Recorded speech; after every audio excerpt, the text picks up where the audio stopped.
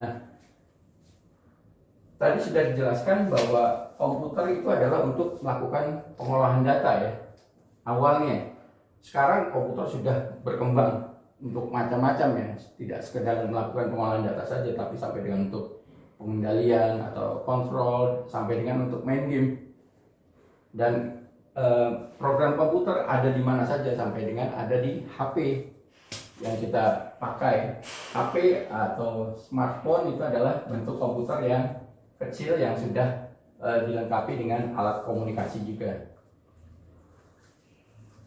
Oke, kita bisa lihat secara umum ini komputer adalah seperti ini ya. Jadi komputer dulu kita kenal personal komputer. Nah, kita bisa lihat gambarnya seperti ini. Kita punya keyboard, kemudian ada CPU di sini, kemudian ada monitor. Nah, kemudian keyboard ini adalah alat inputnya, kemudian ada alat output berupa monitor ya. Jadi ini adalah output. Kemudian ada juga kita punya printer. Nah, ada juga alat input yang sering kita pakai, mouse. Ini adalah alat input. Jadi secara umum komputer itu memiliki komponen input, output, kemudian ada prosesor dan memori di dalamnya. Jadi kalau kita lihat seperti ini, kita sederhanakan dalam bentuk bagan, maka kita akan punya seperti ini. Ada input di sini yang masuk ke dalam komputer, di dalam CPU ini yang kita kenal. Nah, kita bisa lihat ini di dalamnya seolah-olah ada dua bagian ya.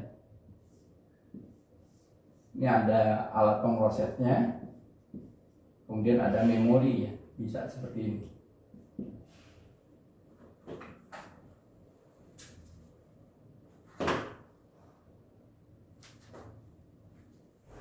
Ini bagian prosesornya ini, kemudian ini tempat menyimpan datanya.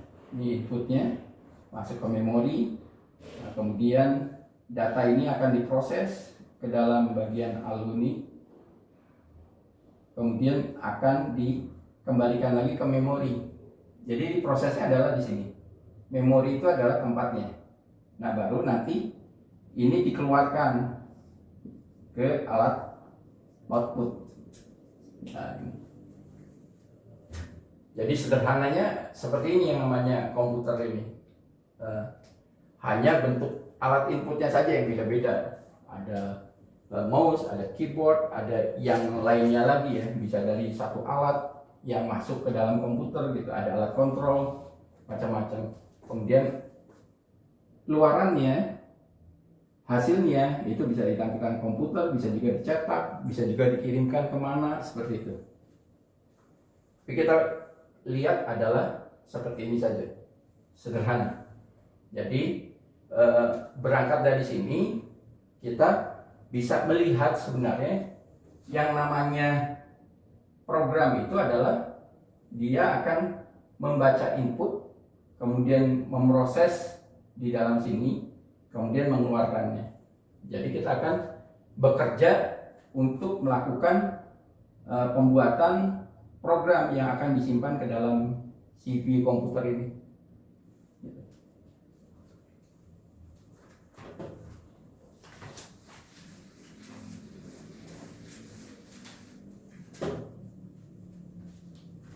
Berikutnya, setelah kita mempelajari bagaimana memahami tentang proses membuat algoritma untuk menyelesaikan suatu masalah, algoritma yang akan digunakan untuk membuat program, kemudian kita memahami tentang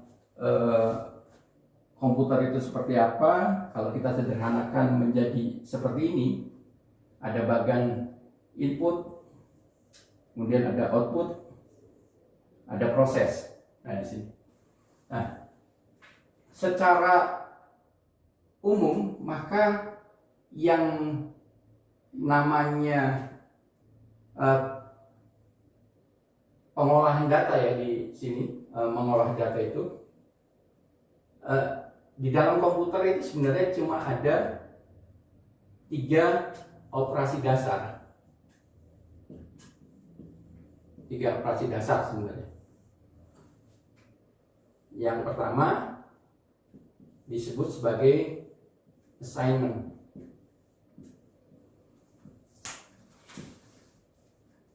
Yang kedua kita sebut sebagai proses membaca, yang kita sebut dengan read, membaca input. Yang ketiga adalah write, menuliskan output, mengeluarkan. Jadi di dalam program komputer ini ada 3 operasi dasar.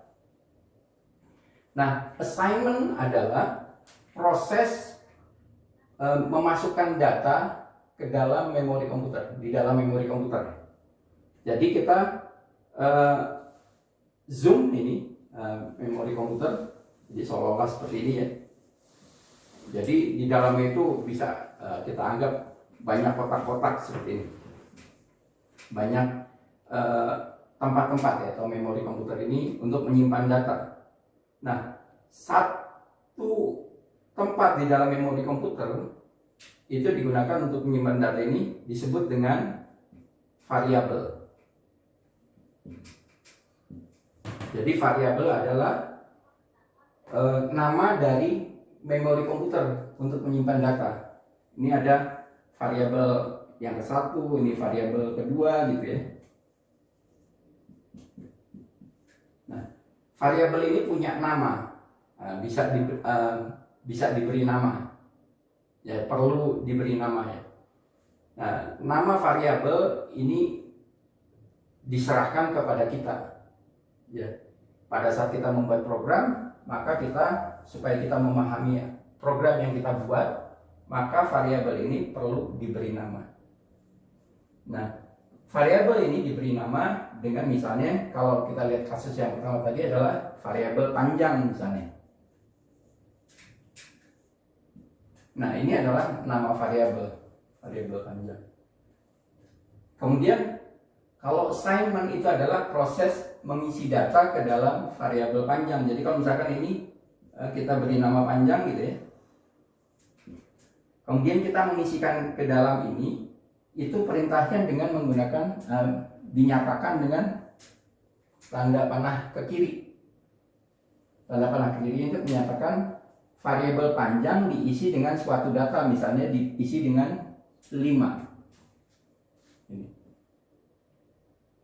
Jadi assignment dinyatakan dengan tanda panah ke kiri. Mengapa di dalam pseudocode kita menggunakan tanda panah ke kiri?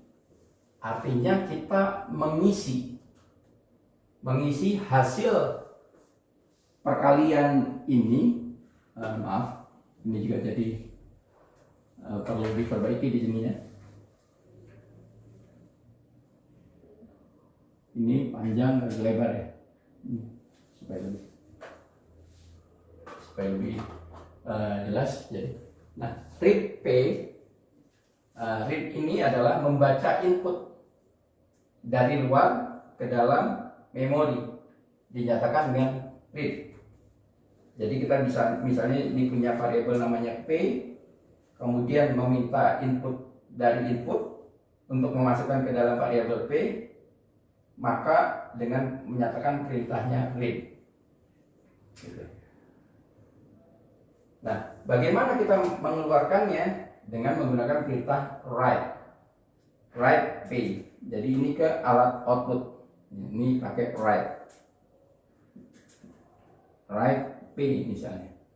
Berarti mengeluarkan isi variabel ini, isi memori dengan nama variabel ini yang namanya P ke alat output.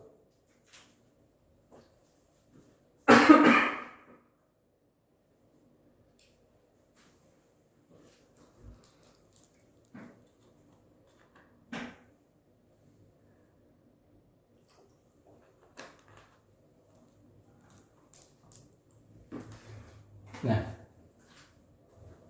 ini adalah operasi dasar ya.